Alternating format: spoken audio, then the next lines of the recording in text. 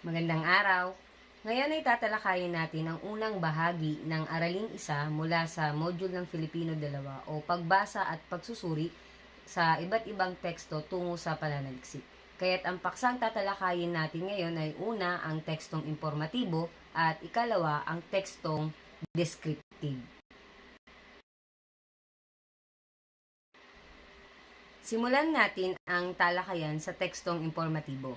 Ano nga ba ang tekstong informatibo? Ano-ano ang natatanging matatagpuan natin sa ganitong uri ng teksto at paano ba makikilala ang mga halimbawa ng tekstong informatibo?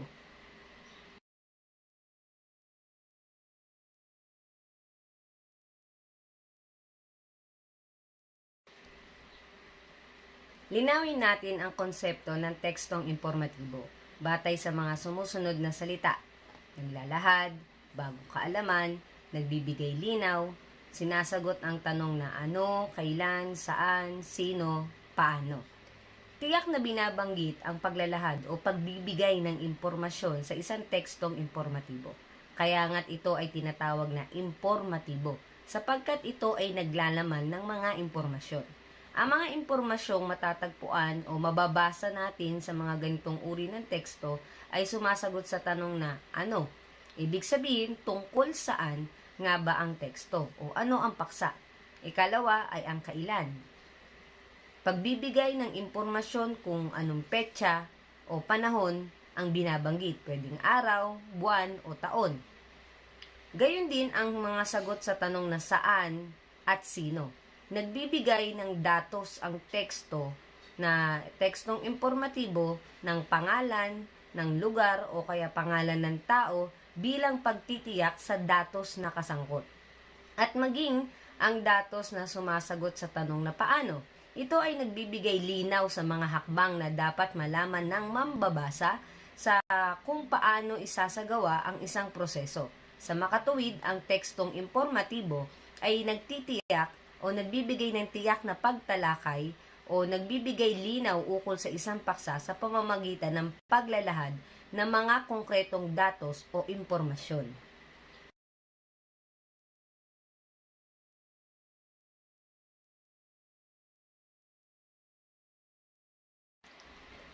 Ngayon, dumako naman tayo sa layunin ng tekstong informatibo. Ano nga ba ang layunin ng tekstong informatibo? Kapag sinasabi nating tekstong informatibo, ito ay naglalayon na maging lunsaran ng impormasyon na tinatanggap at pinaniniwalaan ng lahat at nagpapaliwanag ng konsepto. Ma'am, ano pong ibig sabihin ng lunsaran? Kapag sinabi nating lunsaran, ito yung nagiging kagamitan o kasangkapan para maihatid ang impormasyon. Kumbaga ay daluyan o sa Ingles ay springboard. Kaya't sa pamamagitan ng ganitong uri ng teksto ay nakapagbibigay ng impormasyon na kailangan o mahalagang mabatid ng mga mambabasa. At tanging mga batay sa katotohanan o konkretong mga batayan ng datos ang ginagamit sa pagkuha at pagbibigay ng impormasyon. Kaya't ito ay sinasabing pinaniniwalaan at tinatanggap ng lahat. At sa pinakapayak na pagpapahayag ng layunin ng tekstong informatibo, ito ay makapagpaliwanag ng konsepto. Sapagkat nilalayon ng ganitong uri ng teksto na magbigay linaw, magtalakay ng isang paksa, magpaliwanag. At upang ito ay maipaliwanag, ay kakailanganing maisa-isa ang mga impormasyon ukol sa isang tiyak na paksa.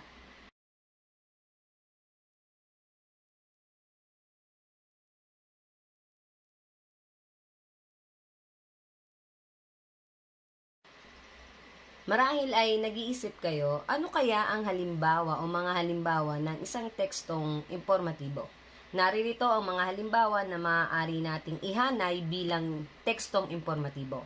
Ang pahayagan o dyaryo, mga balita, komersyal at advertisement, mga babasahin o artikulo na mula sa ating mga sanggunian o batayang aklat. Ang bawat isa sa mga nabanggit ay may tiyak na mga datos na nakatutulong para sa kabatiran ng ating mga mambabasa. Tulad ng pahayagan o dyaryo, yung mga balitang yan, nagiging informatibo ito sapagkat ito ay naghahatid ng mga impormasyon na maaaring hindi pa nalalaman ng mga mambabasa at mahalagang ito ay kanilang mabatid. Maaaring batay sa isang tiyak na kaganapan o pangyayari. Gayon din ang mga commercial o advertisement. Ito ay nagbibigay ng kabatiran para sa mga mamimili kung ano na ba ang mga bagong produkto, ano ang produkto, saan ito mabibili, magkano, o kung ito ba ay mabisa at para saan ito. Higit lalo, ang ating mga aklat o ating mga batayan o sangguniang aklat, ito yung ating unang takbuhan para sa ating pagkuha ng mga bagong kaalaman. Dito tayo kumukuha ng mga impormasyon upang tayo ay matuto.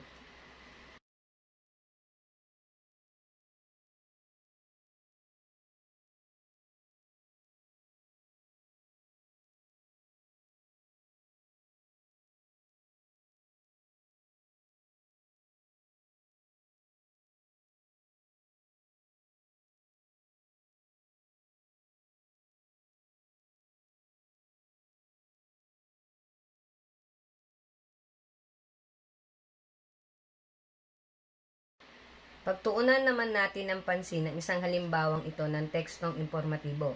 Ito ay balita mula sa pahayagan na Abante na nalathala nitong 19 ng Marso, kasalukuyang taon, sa panulat ni Eralyn Prado. Basahin natin ang halimbawa. SM may trabaho para sa mga PWD. May pagkakataon na ring makapagtrabaho ang mga may kapansanan o persons with disabilities o PWD sa mga SM Mall. Ito'y matapos ipaabot sa House Committee on the Rights of Persons with Disabilities o CRPD ng kinatawan ng mall ang kanilang pagsuporta sa isinusulong na House Bills 1240 at 8435 na nag-amyenda sa RA 7277 o kilala sa tawag na Magna Carta for Disabled Persons na layong isama na ang mga pribadong korporasyon na obligahing maglaan ng 5 bahagdan mula sa kanilang kabuuang bilang ng mga empleyado para sa PWDs. Sa virtual hearing ng komite, sinabi ni Bien Mateo, kumakatawan sa SM, na sinusuportahan nila ang panukala, sa katunayan ginagawa na nila ito ngayon. Nakikipag-ugnayan umano sila sa mga local government unit sa pagkuha ng PWDs para magtrabaho sa kanilang kumpanya. Hindi ba't ang dami nating makukuhang impormasyon sa balitang ito? Kahit pa sabihin nating medyo maikli ang balita, ito ay mayaman sa impormasyon. Malinaw na ipinapahayag kung sino o ano ang benepisyo na nilalaman ng balita. Matibay din na nailahad kung saan nagmula ang impormasyon na mula ito sa sangay ng pamahalaan, anong house bills, at ang patunay na rin na ito ay nagaganap na o ipinatutupad na. Kaya't sino mang makababasa nito ay maliliwanagan ukol sa mabuting oportunidad na makukuha ng ating mga PWD at kung saan, at ito ba ay may katotohanan, ito pa ay dapat nilang paniwalaan sapagkat nagbanggit ito ng mga batayan at mga tiyak na sangay, ito nga ay kapani-paniwala.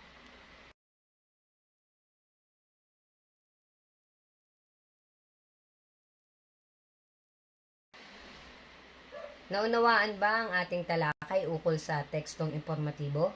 Kung gayon, tandaan na ang tekstong informatibo ay mga tekstong nagbibigay ng datos o impormasyon para sa kabatiran ng mga mambabasa.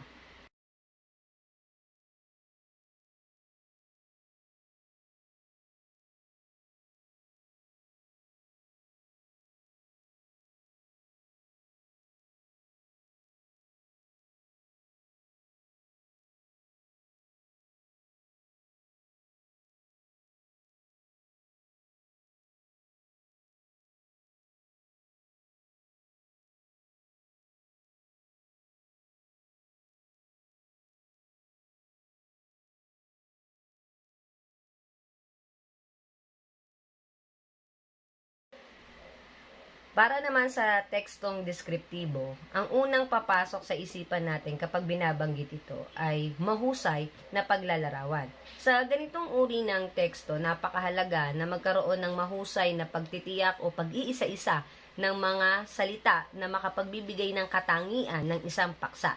Maaaring ang mga katangiang ito ay nakikita o di nakikita. Maaaring sa pamamagitan ng eksakto o tiyak na salita ay makapagbibigay tayo ng paglalarawan na makabubuo ng imahen sa isipan ng mambabasa.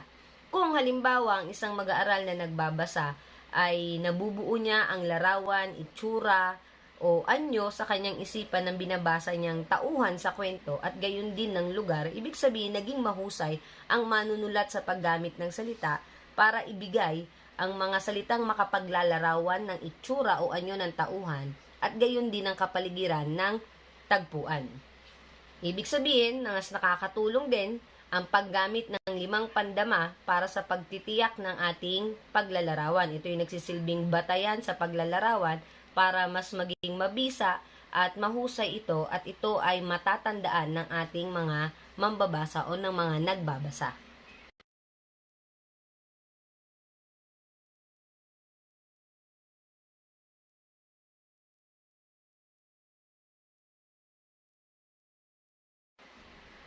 Ang tekstong descriptive ay mayroong 2 uri. Una ay ang descriptive impressionistic. Ma'am, ano po yung descriptive impressionistic? Ito ay paglalarawan na ang tanging batayan ay ang sariling opinion lamang, sariling damdamin o sariling paghusga sa isang inilalarawang paksa o bagay. Sa makatuwid, ang ganitong uri ng paglalarawan ay subjective, sapagkat ikaw ay naglalarawan ng batay lamang sa iyong sariling pamantayan. Kaya't dito ay maaaring walang tiyak na batayan o konkretong batayan kung bakit mo inilalarawan ang isang paksa, kung bakit ito maganda o pangit para sa iyo, kung ito ba ay masarap o hindi para sa iyo. Kaya't sa ganitong uri ng paglalarawan, tayo ay malayang nakapaglalarawan sa sarili nating paraan kung paano o ano ang nais nating gamiting batayan para makapagbigay ng katangian o paglalarawan ng isang paksa. Gaya ng paglalarawan ng iyong sarili na batay sa iyong sariling pananaw o ukol sa iyong pag-uugali, pwede mong ilarawan ang iyong sarili bilang mabait, magalang o maalalahanin. Pero wala tayong tiyak na datos o batayan kung bakit mo nasabing iyon ang iyong mga taglay na katangian. Hindi natin kinakailangan ng tiyak na batayan para sabihin ikaw ay mabait, ikaw ay magalang o ikaw ay maalalahanin. Ito ay batay lamang sa ating sariling pamantayan, sariling pagtingin, sariling opinion para sa paglalarawan ng sarili. Kaya't yung mga nabanggit nating katangian, ito ay ginagamit lamang natin para sa paglalarawan o descriptive na impressionistic. Ito yung ating pananaw ukol sa ating sariling pagkatao.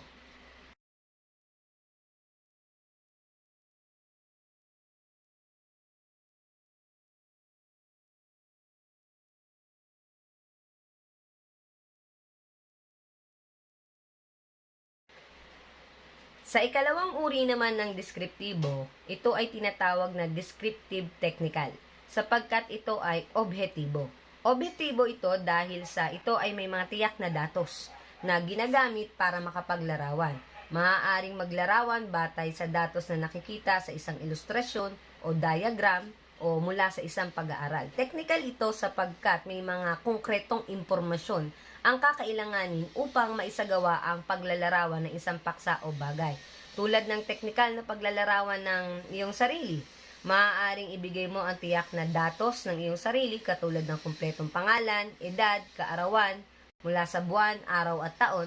Ito ay mga teknikal na datos ng paglalarawan.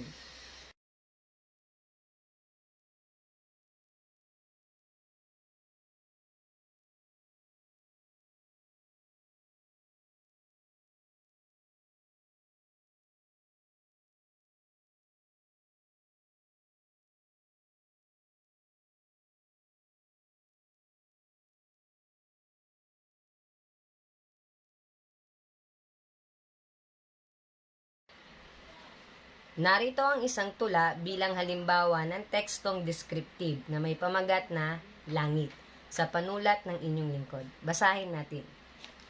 Iisang bughaw, puti, minsay kulimlim na tanawin. Nagbabago-bago parang tulad ng ating damdamin.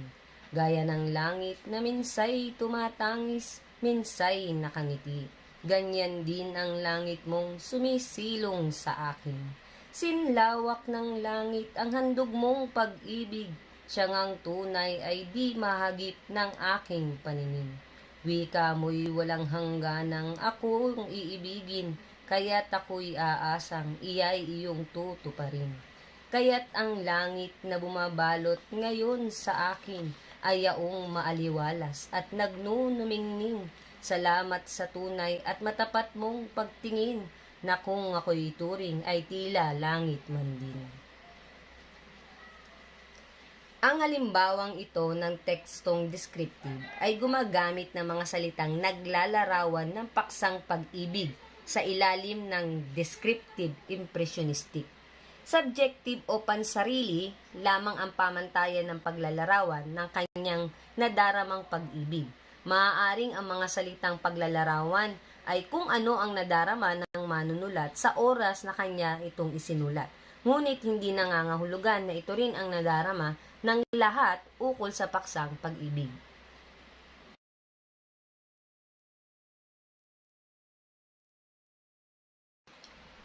Natutunan mo ba ang tekstong descriptive?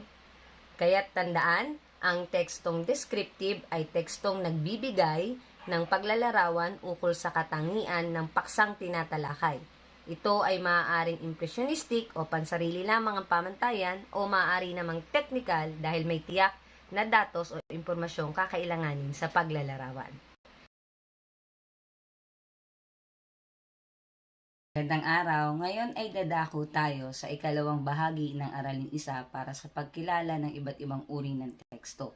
At para sa video na to, ang tatalakayin natin ay ang uri ng teksto na persuasive at tekstong naratibo. Alamin natin ano ang mga ito at ano ang pagkakaiba ng bawat isa.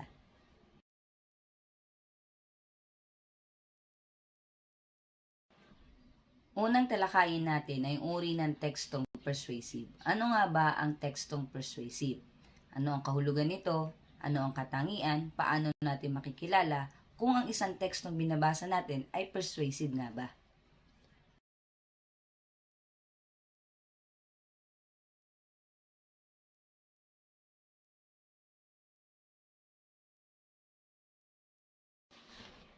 Una nating talakayin ang tekstong persuasive. Pag sinabi nating tekstong persuasive ay mababanggit ang mga sumusunod na susing salita. Ito ay nanghihikayat, layunin nito na mapaniwala ang mga mambabasa at gayon din ito ay nangangailangan ng katibayan o patunay.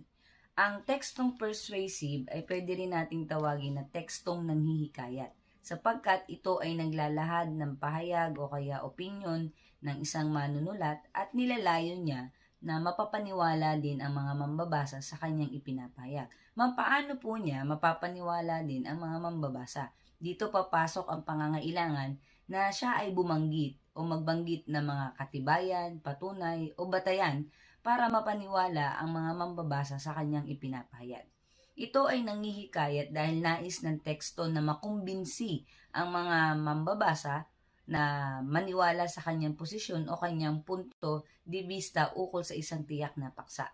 Sa pamamagitan ng tekstong panghihikayat, inilalahad ng manunulat ang mga positibo o mga batayan na higit na makakapagbigay linaw sa kanyang posisyon nang sa gayon ay mapaniwala niya ang mga mambabasa.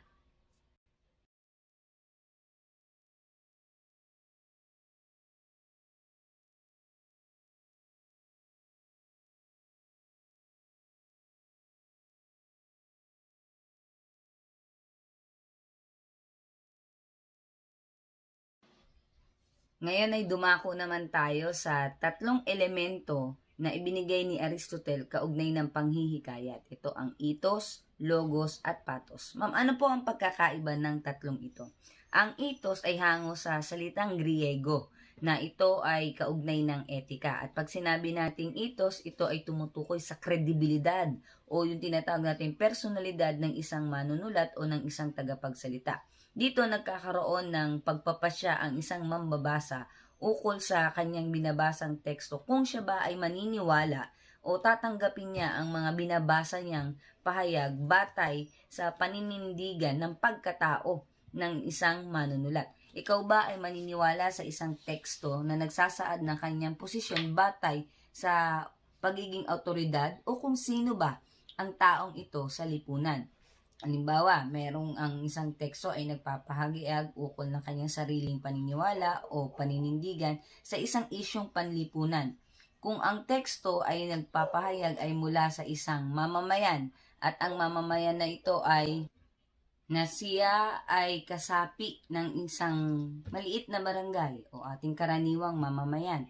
Maaaring ang kanyang magiging pagpapahayag sa kanyang isinulat na posisyon ay may maliit lamang na bahagdan ng mga maniniwalang mambabasa. Ibig sabihin, mababa ang itos ng tao para sa kanyang kredibilidad dahil hindi siya ganun kakilala, hindi siya ganun ka-otoridad o hindi ganun kalaki ang pagiging personalidad niya sa isang lipunan. Di tulad kung ang isang manunulat na nagpahayag na kanyang posisyon ukol sa isang isyong panlipunan ay isang politiko, kilala sa buong Pilipinas, mas malaki ang bahagdan na mas marami ang maniniwala sa kanya sapagkat kilala siya bilang isang personalidad sa larangan ng ating politika.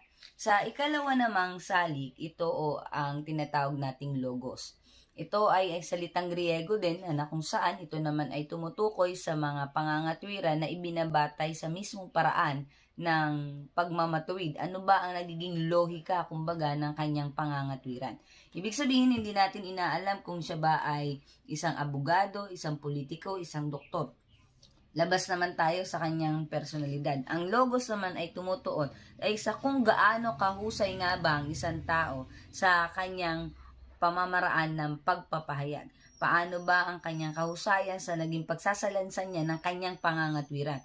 May mga tao na talagang mahusay sa larangan ng kanyang paninindigan. Paano niya ito bibigyan ng mga patunay? Paano niyang iuugnay o ikakabit ang kanyang paninindigan sa isa-isa niyang mga katibayan? Dito na isasalansan niya ang bawat patunay na may malaking kaugnayan para patunayan o bigyan katibayan ang kanyang paninindigan ay nasa tama. Kaya nga sinasabi natin lohika ng pangangatwiran. Dito nagpapakita na mas pinakamalapit sa pagiging tama ng kanyang pangangatwiran. At ang ikatlong elemento o salik ay ang patos. Pag sinabi naman nating patos, ito ay ang panghihikayat na may kinalaman sa emosyon o nadarama o sa loobin ng isang mambabasa. Ibig sabihin, nagkakaroon ng pagtingin ang isang mambabasa sa kanyang binabasang paninindigan o isang tekstong nanghihikayat batay lamang sa sarili niyang damdamin. Nagkakaroon siya ng pagtitimbang kung ito ay gusto niya o hindi niya gusto o maniniwala siya o hindi batay lamang sa kanyang sarili o personal na nadarama. Yan ang pagkakaiba-iba ng tatlong elementong ibinigay ni Aristotle: ethos, logos, at pathos. Ethos kapag ito ay may kaugnayan sa kredibilidad, logos kung ito ay may kaugnayan sa lohika o paraan ng pangangatwiran, at pangatlo yung ating pathos ay may kaugnayan naman sa damdamin o emosyon.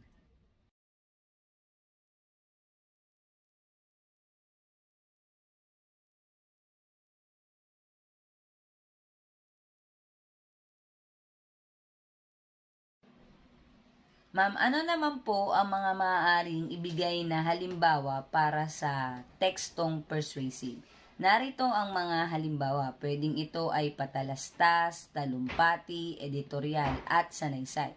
Sa mga nabanggit na halimbawa, ito ay mga teksto na kung saan ay nagpapahayag ng mga patunay o katibayan para sa mga katangian na nagpapakita ng kalakasan ng isang bagay o paksa nang sa gayon ay mahikayat ang mga mambabasa.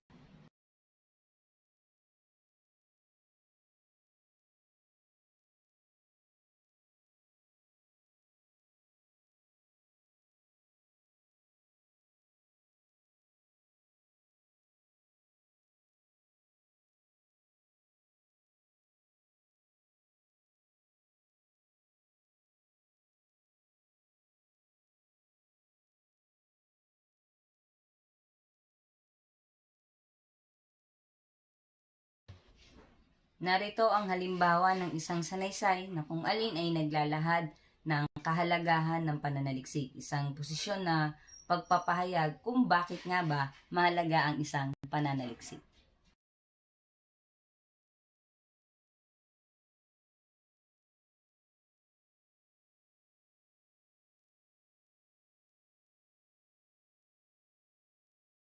Kaya tandaan, para sa tekstong persuasive, ito ay isang teksto na naglalayong mangumbinsi ng mga mambabasa ukol sa opinyon ng isang manunulat na mayroong patunay.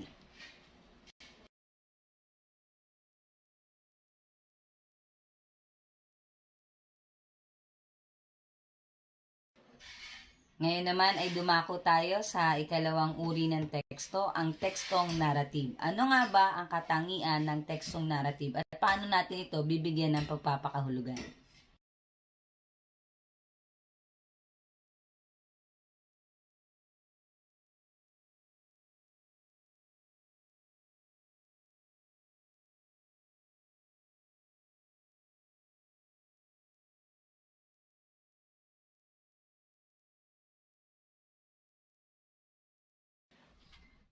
Para naman sa tekstong narrative, pag sinabi nating tekstong narrative, ito ay nakatuon sa pagsasalaysay ng pangyayari, sariling karanasan o di kaya ay karanasan ng ibang tao, at ito ay maaari ding likhang isip na may layunin ito na makapagbigay aliw o libang sa ibang tao. Sinasabi nating fiction o depiction ang isang tekstong narrative. Ibig sabihin, pwedeng ito nga ay batay sa totoong pangyayari sa ating daigdig o maaari din namang ito ay mga likhang isip lamang.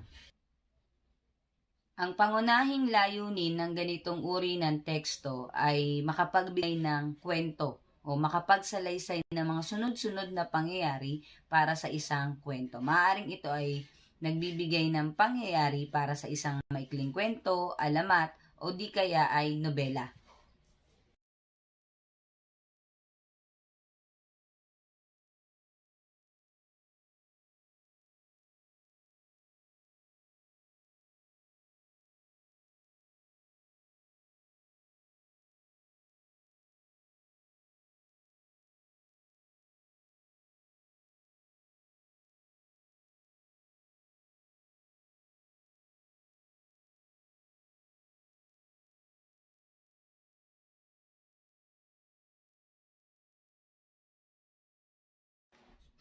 Para naman sa ikalawang bahagi ng tekstong narrative, ito yung tinatawag natin na komplikasyon ng kaganapan.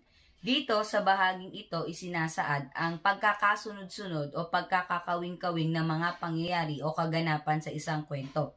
Nangangahulugan na dito isinasaad yung mula sa simula ng pangyayari, yung papaakyat na damdamin o aksyon ng mga pangyayari at gayon din patungo sa pinakakasukdulan o rurok nito at ang pababang aksyon o mga kaganapan sa isang kwento.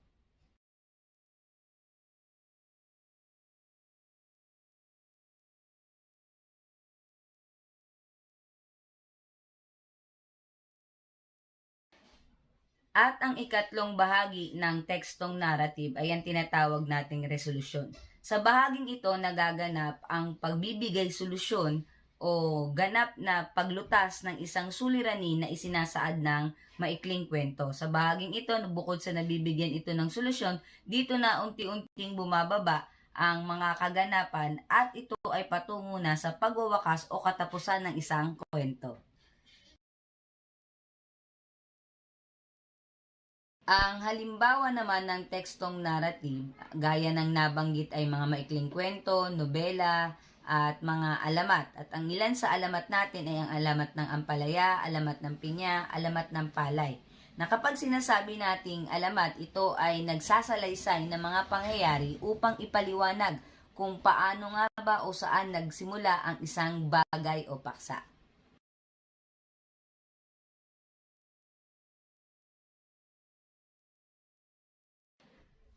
Kaya tandaan, para sa tekstong narrative, ito ay teksto na nagsasalaysay ng pagkakasunod-sunod ng pangyayari tulad ng isang maikling kwento na maaaring fiksyon o hindi fiksyon.